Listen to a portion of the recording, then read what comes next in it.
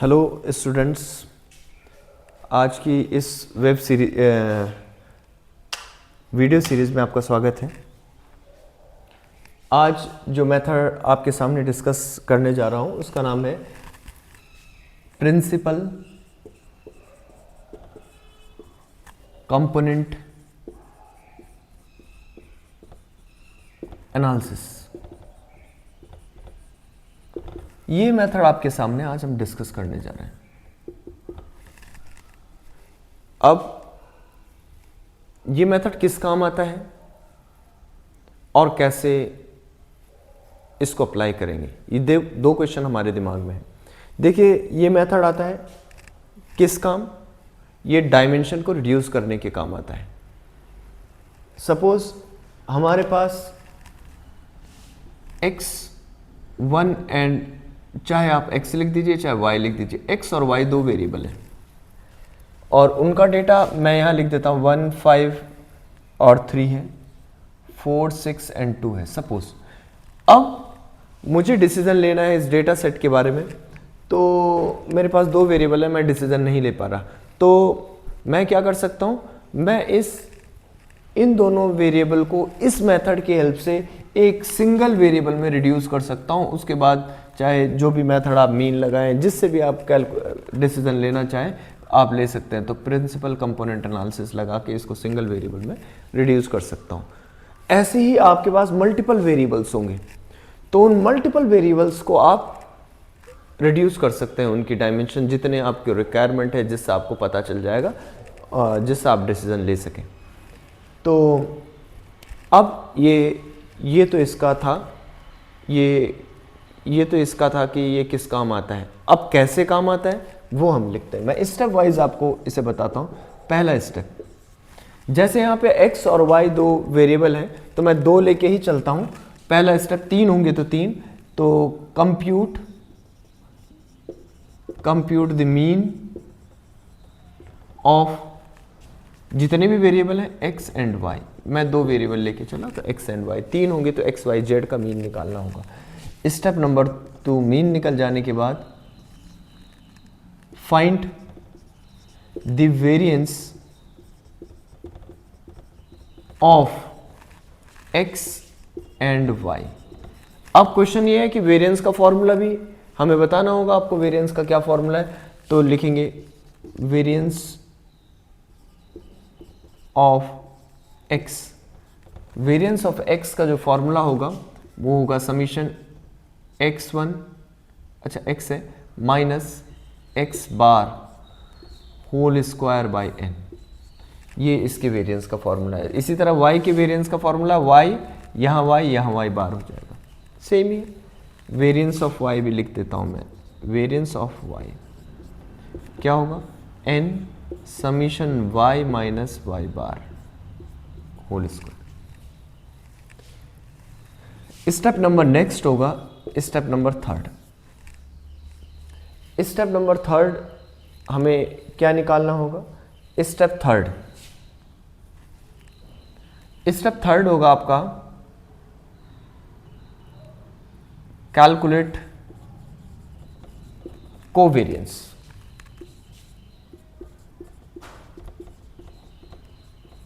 Covariance तो मैंने लिख दिया, कोवेरिएंस किनका निकालना है, x एंड y का। क्या होगा, ये होगा summation x minus x bar into y minus y bar upon n। Covariance भी निकाल दिए। दो वेरिएबल है तो दो का निकल जाएगा, मैक्सिमम ज़्यादा वेरिएबल होंगे तो ज़्यादा का भी हम निकाल लेंगे। स्टेप नंबर नेक्स्ट, अब अगला स्टेप क्या होगा, अब हमारे को निकालना होगा right the covariance matrix. Covariance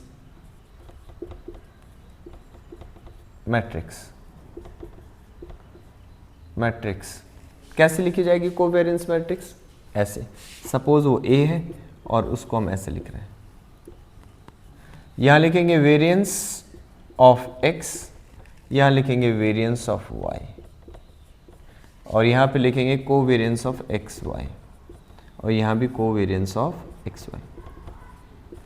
यहाँ तक का स्टेप मेरे ख्याल से आपको क्लियर हो गया होगा। ये स्टेप नंबर 4 है। अब स्टेप 5 पर चलते हैं।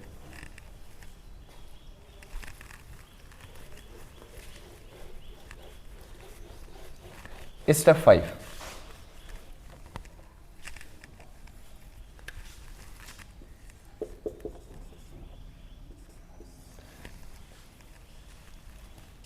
compute the eigenvalue of covariance matrix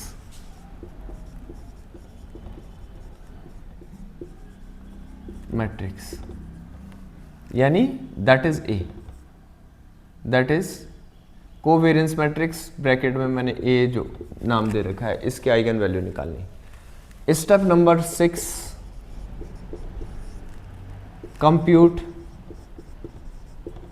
the eigen vector. दो आइगन वैल्यू होंगे यहां पे, फॉर किसके लिए, eigen vector for greatest eigen value. Important point है यहां पर, ये आपको देखना है, इसके बाद नहीं तो प्रॉब्लम सॉल्व नहीं होगी। यानी प्रॉब्लम सॉल्व का मतलब क्या है कि ये जो प्रिंसिपल कंपोनेंट एनालिसिस लगा रहे हैं, दो वेरिएबल को सिंगल वेरिएबल में रिड्यूस करने का काम कर रहे हैं, ये नहीं हो पाएगा नहीं तो।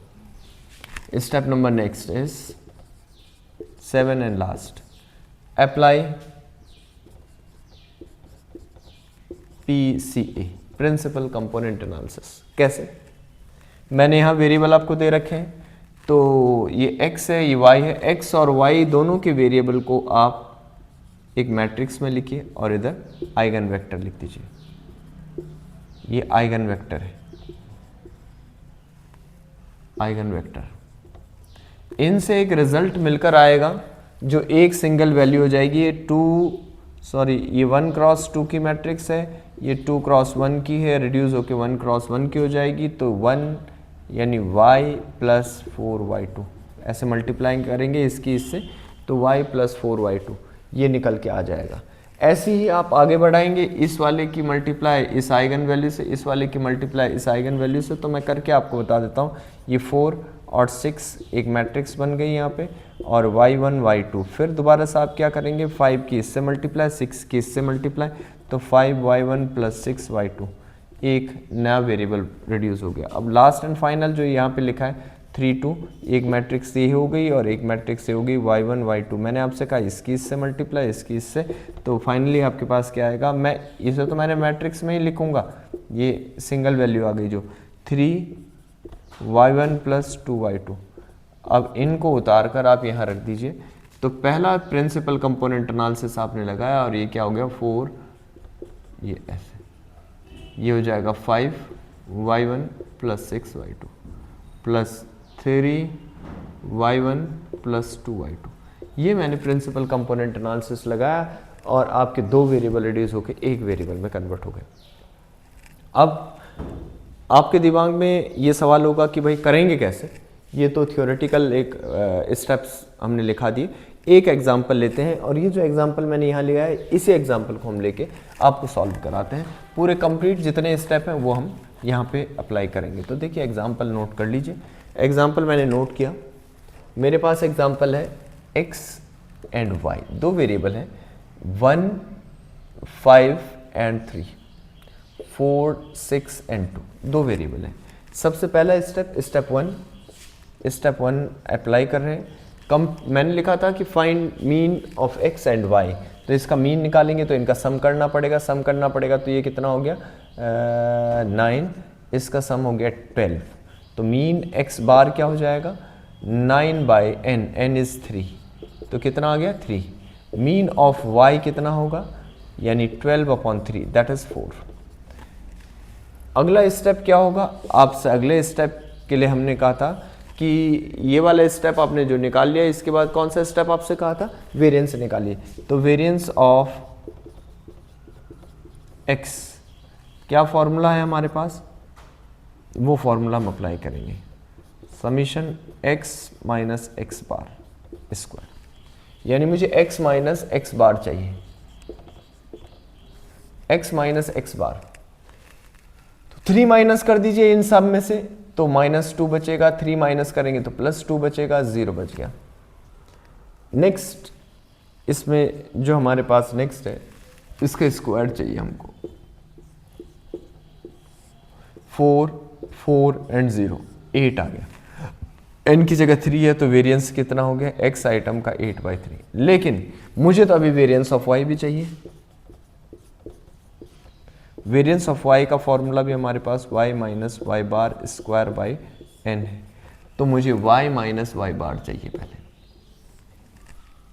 y माइनस वाई बार यानी इसमें से 4 माइनस करेंगे 0 हो गया, ये 2 हो गया और यहाँ -2 हो गया। y minus Y bar square करेंगे कितना आएगा, 0 4 4 दैट इज 8, ये भी 8 आ गया। तो वेरिएंस हमारे पास 8/3 हो गया। नेक्स्ट स्टेप की तरफ हम चलते हैं। ये कह रहा है कि अगला स्टेप लगाइए, step number 3। Step 3, covariance of x and y। Formula आपके पास है summation x minus X bar into Y minus Y bar upon n।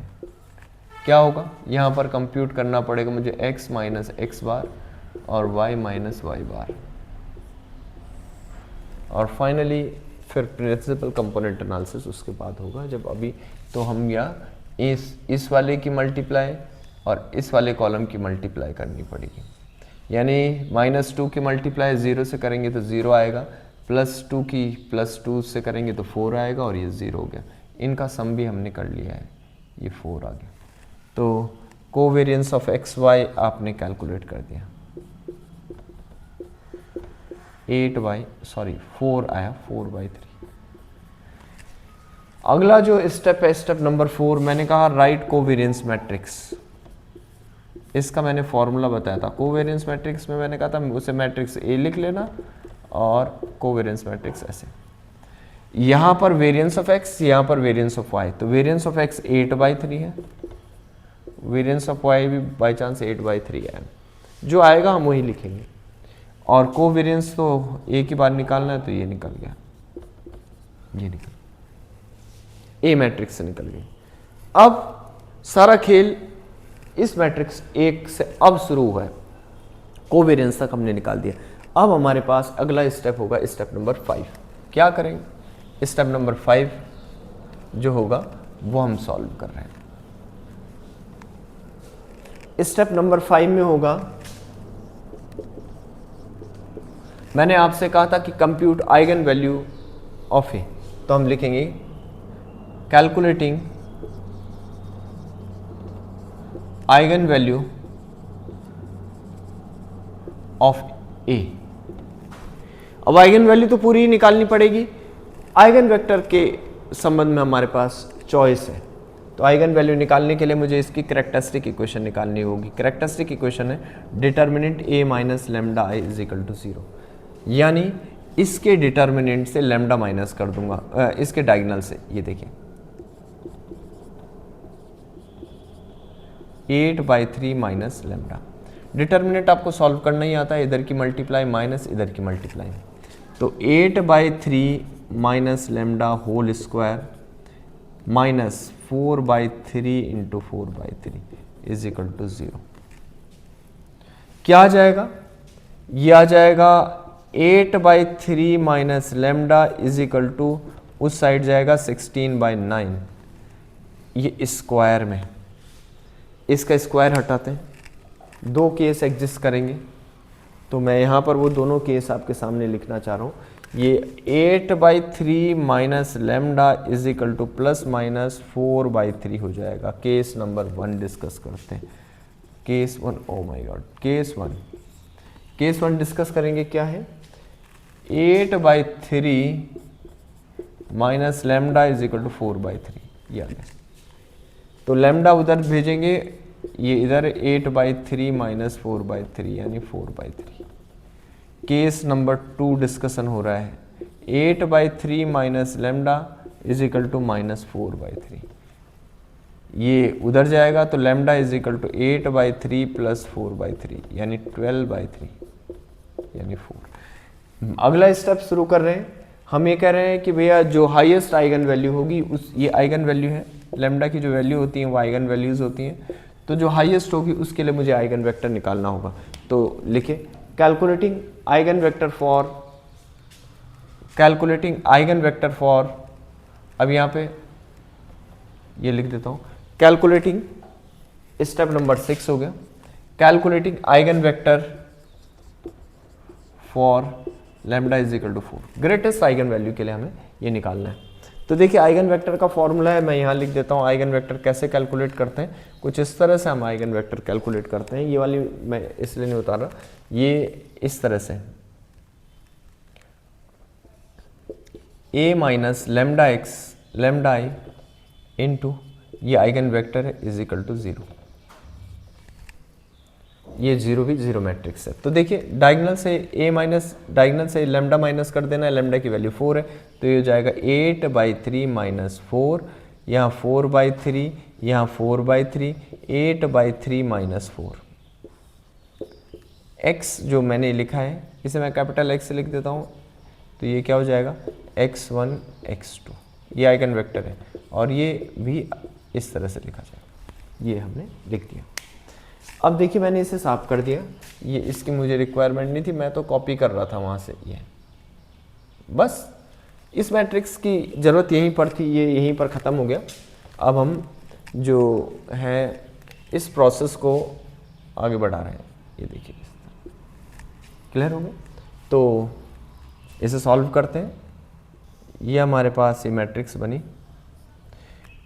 ये 12 हो गया, 12 एलसीएम लिया तो 12 हो गया, 8 गया तो माइनस 4/3 प्लस 4/3 प्लस 4/3, ये भी सेम हो जाएगा माइनस 4/3, x1 x2 0।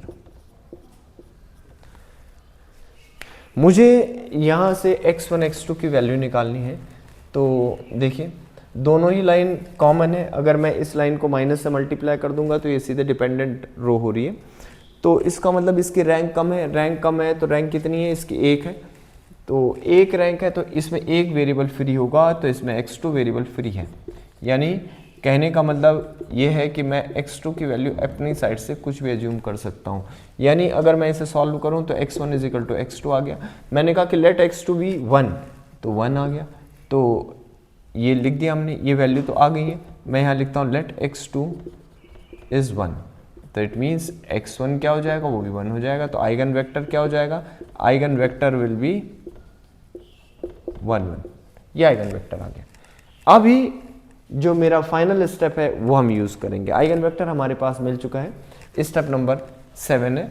7 हमारा फाइनल स्टेप है इस प्रॉब्लम को सॉल्व करने के लिए।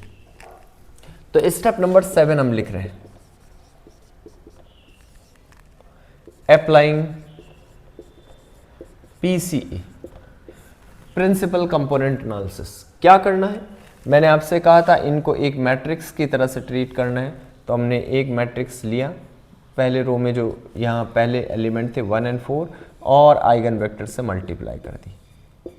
ये 1 इंटू 2 है और ये 2 इंटू 1 है, तो मैट्रिक्स मल्टीप्लिकेशन से ये 1 इंटू 1 की मैट्रिक्स बन जाएगी। तो आपके पास क्या आएगा, 4 की 1 से मल्टीप्लाई, इसकी इससे मल्टीप्लाई, तो 1 प्लस 4 दैट इज 5, ये 5 बन गया। तो यानी ये दोनों वेरिएबल रिड्यूस होके यहाँ मैंने PCA लगा के आपके पास ये वेरिएबल 5 बन गया। इसी तरह से 5 6 ये 1 1 आ गया, आपने इसकी मल्टीप्लाई करनी है, इसकी मल्टीप्लाई करनी है, तो 5 प्लस 6 11। यानी इन दोनों की जगह आप 11 आ गया। आप डिसाइड कर सकते हैं कौन सा वेरिएबल है। 3 2 आपने एक मैट्रिक्स बनाई और इसे आइगन वेक्टर से मल्टीप्लाई कर दिया, तो इसकी इससे मल्टीप्लाई, इसकी इससे, तो 3 प्लस 2 ही रहेगा। 3 प्लस 2 यानी 5 हो गया।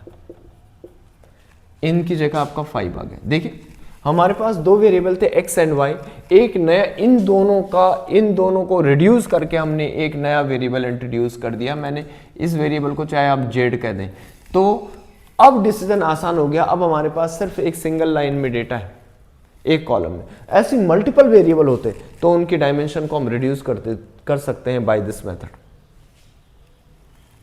तो इस टॉपिक का यूज़ जो है मेनली मशीन लर्निंग में इस्तेमाल आता है। तो आप करिएगा, इसका कमेंट में लिखिएगा और वीडियो को ज़्यादा से ज़्यादा लोगों तक भेजिएगा, ताकि अगर उनको इससे रिलेटेड कोई और दिक्कत हो, मतलब कोई और समस्या हो, तो आप मुझे बताइएगा, मैं इस पर और वीडियो बनाऊंगा। ठीक है, धन्यवाद।